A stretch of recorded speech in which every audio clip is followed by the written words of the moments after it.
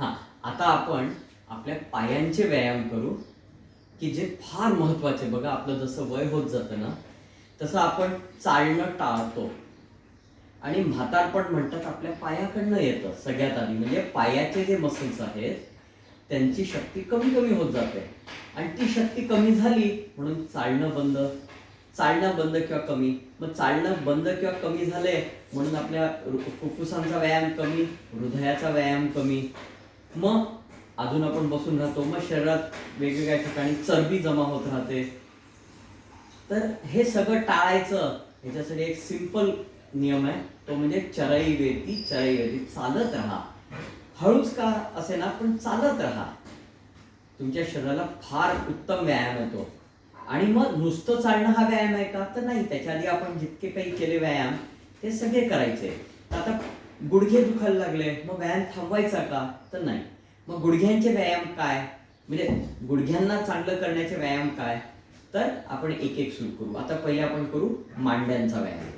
मग काय करायचं, तर खुर्चीवर आरामात बसायचं, खुर्चीला बाजूने धरायचं आणि आपला पाय पूर्ण वर उचलायचा, पंजा आत आणि घट्ट असं धरून ठेवायचं. 1 2 3 4 5 आणि खालती परत एकदा. 1 2 3 4 5 खाली. असं 5 ते 6 वेळा एका पायाने, 5 ते 6 वेळा दुसऱ्या पायाने.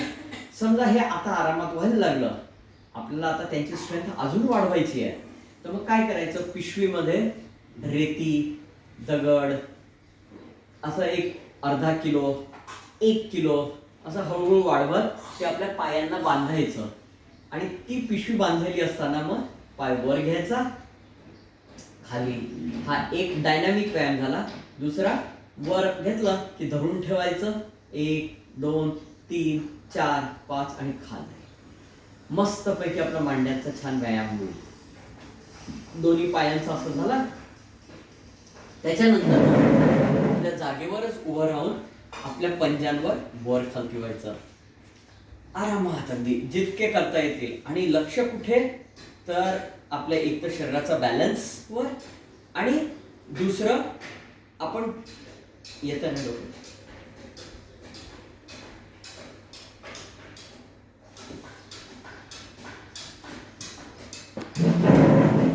ओके.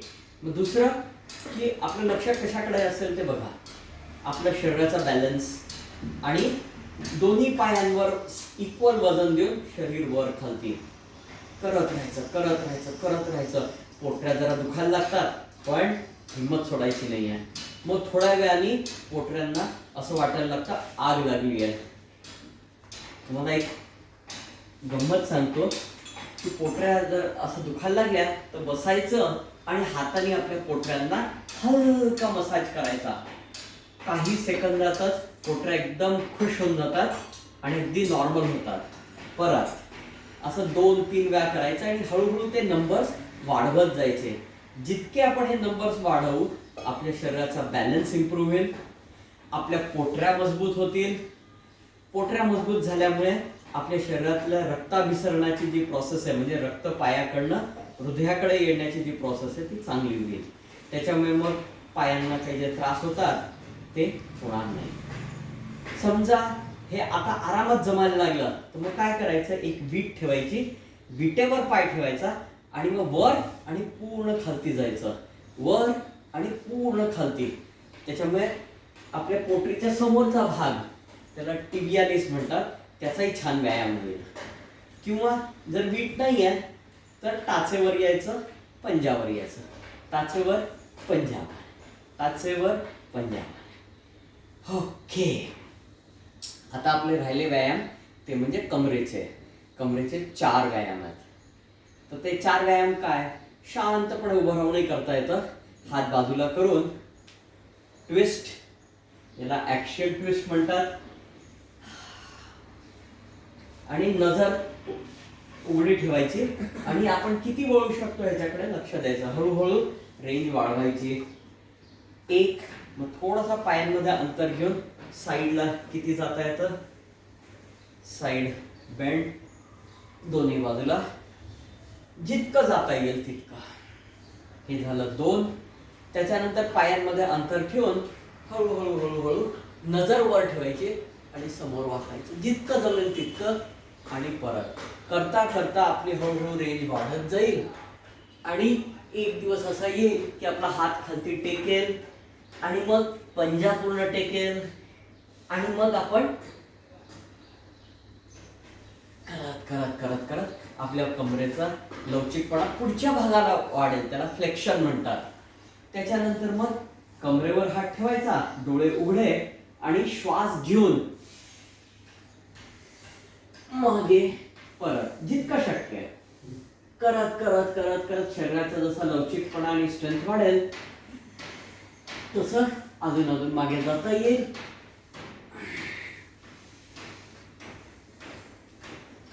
आणि आता शेवटचं राहिलं आपले जे बॅकबोन आहे त्याला स्ट्रेच करणं. दोन्ही हात वर इंटरलॉक करायचे, बोट वर ओढायचे आणि जागच्या जागी चालायचं किंवा पुढे मागे, पुढे आणि मागे. ताडासन डायनामिक. ओके,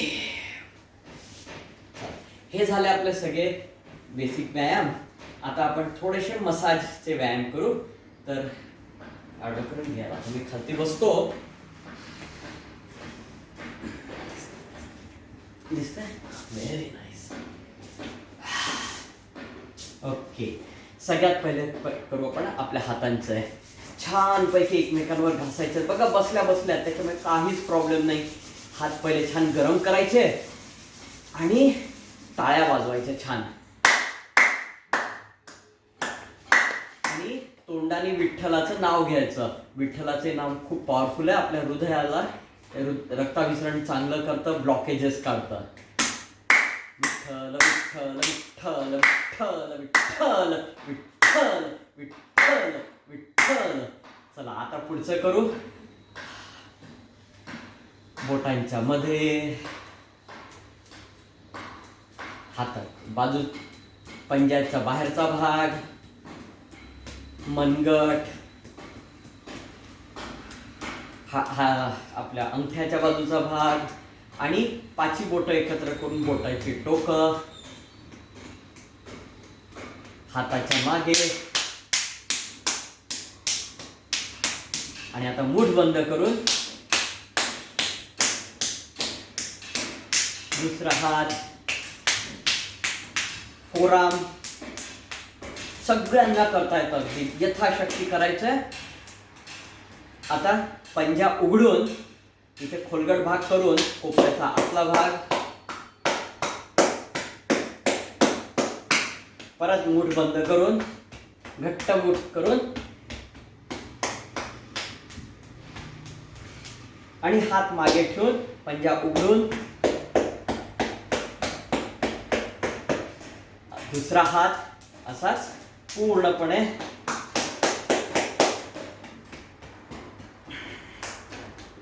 आणि हात वर करून हातांना बाजूला करायचं आणि हातांना ज्या झिंझिण्या आल्या आहेत डोळे बंद करून त्याच्याकडे लक्ष द्यायचं. खूप छानपणे आपल्या शरीरातनं रक्ताभिसरण चांगलं व्हायला लागलंय आणि पूर्ण जे म्हणतात ना नाड्या उघडल्या जातात त्याच्यामुळे सगळे फायदे मिळतील. हे झाल्यानंतर आता आपलं डोके आणि डोळा. तर सुरू करू. डोक्याचा मसाज एका हाताने, मग दोन्ही हाताने साईडला, फोरहेड, आपला मधलं बोट आणि अंगठा घेऊन डोळ्याच्या मधली गाठ,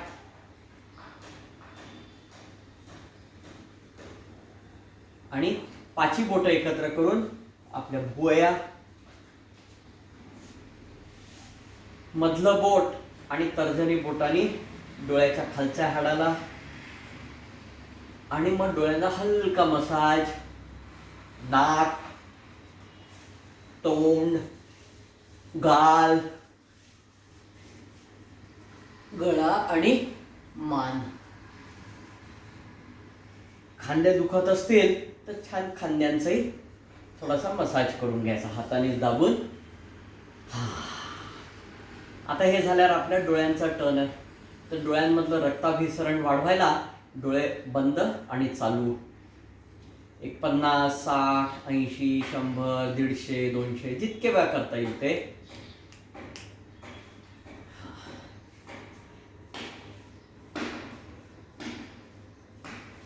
हां, ओके. आता डोळे लेफ्ट राईट अप डाऊन सुरू करू. लेफ्ट राईट 4 वेळा, मग वर खाली 4 वेळा, मग लेफ्ट अप राईट डाऊन 4 वेळा आणि write up left down.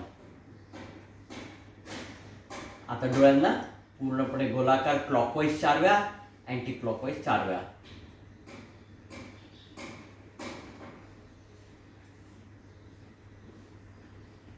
Okay. आता दोन्ही डोळ्यांनी नाकाचं टोक बघायचं आणि मग काही वेळानंतर समोरचा एखादा बिंदू बघायचा.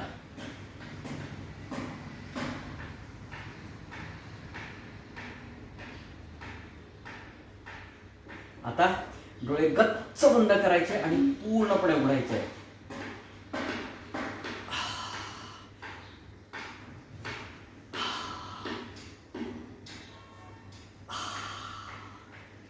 आणि एकदम हलका मसाज करायचा. डोळे गरम झाले म्हणजे समजायचा व्यायाम छान झाला. आता तोंडाचे व्यायाम करू.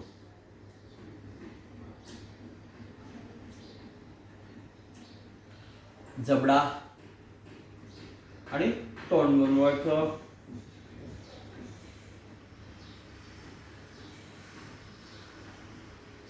ओके. आता आपल्या जिभेनी आपल्या तोंडाचा पूर्ण व्यायाम करायचा आहे, फार महत्वाचं. तर सुरुवात करू बाहेरून. तर जीभ बाहेर, लेफ्ट राईट गाल,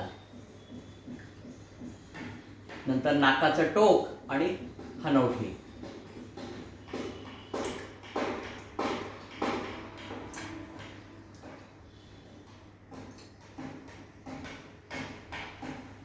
ओके.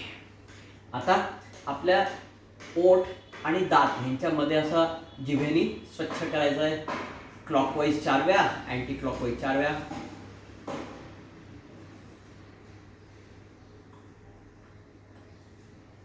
आता दातांच्या मागून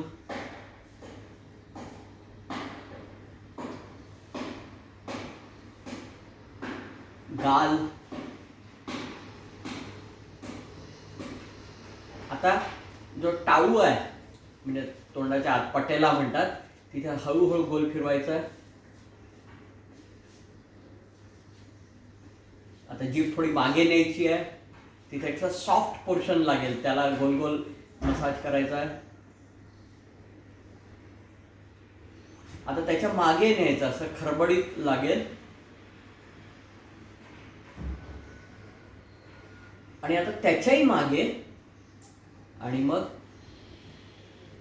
डोळे बंद करून श्वास आत घ्यायचा आणि आपल्या जिभेच्या टोकाशी श्वास आत जाताना आणि बाहेर जाताना त्या हवा फील करायची.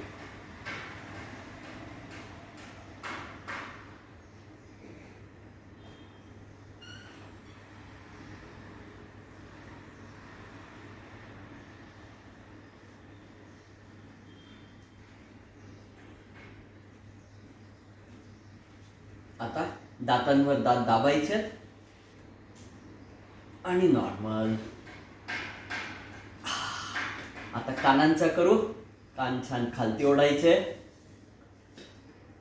वर, साईड. आता एक कान समोर पिळायचा, एक मागे. असं 3-4 वेळा केलं की दोन्ही कान समोर आणि मागे. सगळे प्रेशर पॉइंट्स आपल्या कानावरचे होतील आणि कानाचा पडदा एकदम मुलायम राहील. आता ह्याच्याबरोबर आपला चेहऱ्याचा पूर्ण व्यायाम झालेला आहे. आपला मानेचा झालेला आहे, आपल्या हातांचा झाला आहे, पायांचा झाला आहे. आता काय राहिलं आपलं पोट. तर आपण पोटाचे 3-4 व्यायाम लवकर लवकर करू. पहिलं आहे योगिक ब्रीदिंग. योगिक ब्रीदिंगमध्ये काय करायचं आहे, दीर्घ श्वास घ्यायचा आहे, आपल्या फुफ्फुसांमध्ये घ्यायचा आहे, आपल्या पोटामध्ये घ्यायचा आहे आणि मग खांदे करून अजून थोडासा अधिक श्वास घ्यायचा आहे. तर आपला उजवा हात आपल्या छातीवर, डावा हात किंवा उजवा हात आपल्या पोटावर. आता श्वास आत घ्यायचा आहे, पोट बाहेर बाहेर येऊ द्यायचं थोडं. मग अर्धा श्वास घेतला की मग आपल्या छातीत घ्यायचा आहे श्वास आणि मग त्याच्यानंतर खांदे वर करायचे आणि थोडा अजून श्वास घ्यायचा प्रयत्न करायचा. तर सुरू करू. श्वास आत,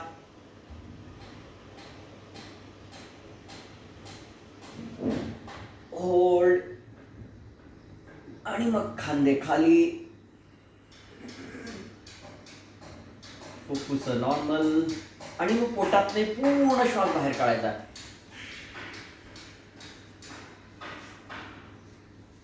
दुसरा राऊंड.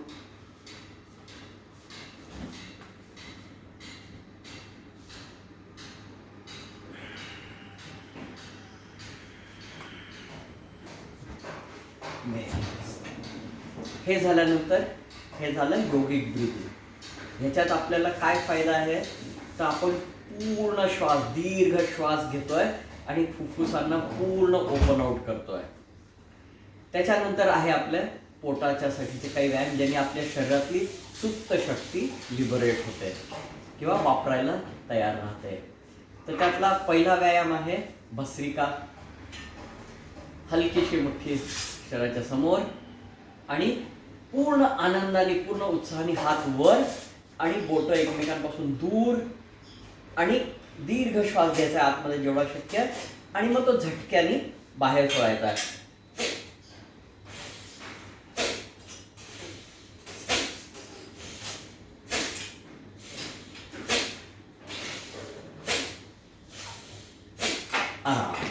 एक 15 ते 20 वेळा करायचं.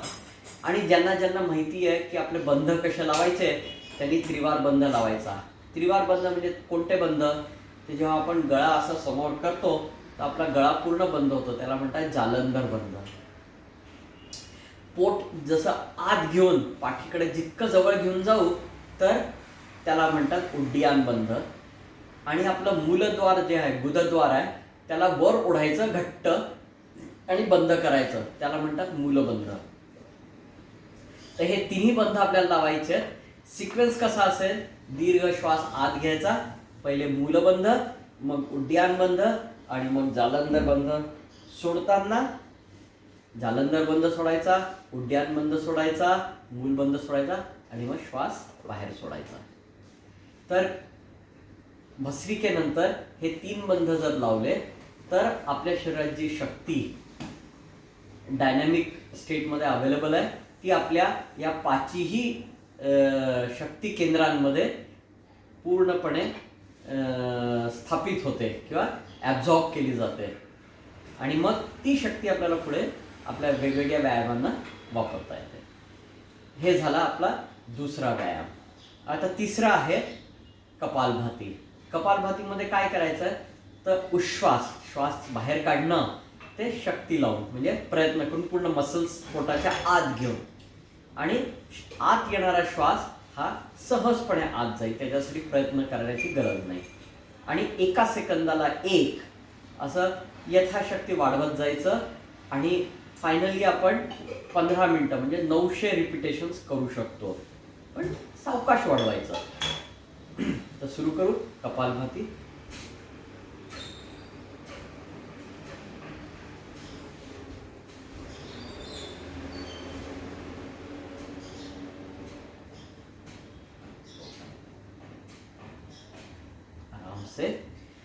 त्याच्यानंतर एक फार महत्वाचा पोटाचा व्यायाम तो म्हणजे अग्निसार क्रिया. अग्निसार क्रिया करताना काय करायचं आहे? दोन्ही हात गुडघ्यांवर, एक दीर्घ श्वास घ्यायचा आहे, डोकं मागे आणि समोर वाकताना पूर्ण श्वास बाहेर काढायचा आहे, अगदी जितका शक्य तितका.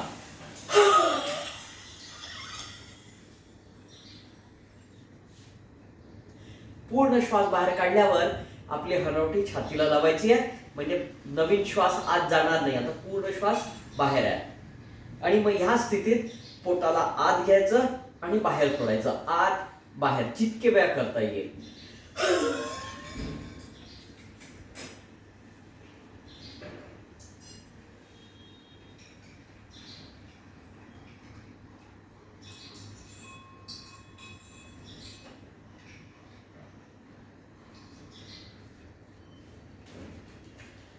जालंधर सोडायचा आणि थांबायचा. हे अग्निसार क्रिया जी आहे त्याने आपल्या पोटातल्या सगळ्या अवयवांचा खूप छान व्यायाम होतो. बसल्या बसल्या आपल्या पोटाचा पूर्ण व्यायाम. आणि मग त्याच्यात आपलं लिव्हर, गॉल ब्लॅडर, पॅनक्रियाज, पोट ज्याच्यात अन्न राहतं ते, small intestine, large intestine, kidneys, adrenal glands आणि बाकी जितके अवयव आहेत सगळ्यांचा छान व्यायाम होतो. ते ॲक्टिवेट होतात. त्याच्यामुळे भूक चांगली लागते, पाचक तत्व तयार होतात, त्यामुळे अन्न पचन छान होतं. आपल्या आतड्यांमधलं सगळं घाण लूज होऊन जाते आणि ती निघायला मदत होते. आतडी स्वच्छ झाल्यामुळे न्यूट्रियंट्स ॲब्झॉर्ब करण्याची आपल्या आतड्यांची क्षमता वाढते आणि त्याच्यामुळे आपलं शक्ती आपोआपच वाढते. मग हे अग्निसार क्रिया किती वेळा करायची? तर 3 वेळा करायची सुरुवातीला आणि मग हळूहळू वाढवत वाढवत आपण 21 वेळा करू शकतो. आणि प्रत्येक आवर्तनात किती वेळा पोट आत बाहेर ते यथाशक्ती. सुरुवातीला 5 वेळा होईल, मग 10 होईल, 15, 20, यंग लोक 30, 35, 40 करू शकतील. काही हरकत नाही, नंबरांकडे जास्त लक्ष द्यायचं नाही. पण आवर्तनं किती? तर 3 पासून सुरुवात करायची आणि मग हळूहळू वाढवायचे. तर हे असे झाले आपले सगळे शरीराचे व्यायाम. यातले बहुतांश व्यायाम आपण छान बसून करू शकतो आणि मग शरीराचा एकही असा अवयव नाही राहत की ज्याचा आपण व्यायाम केलेला नाही. जर शरीराच्या सगळ्या मसल्स, सगळ्या लिगामेंट्स, सगळ्या टेंडन्स आणि सगळ्या जॉईंट्सचे जर आपण व्यायाम दररोज केलं तर आपली तब्येत कशी राहील? छान. तर मग आपण आजपासून दररोज करूया असा छानसा व्यायाम. सगळ्यांना नमस्कार.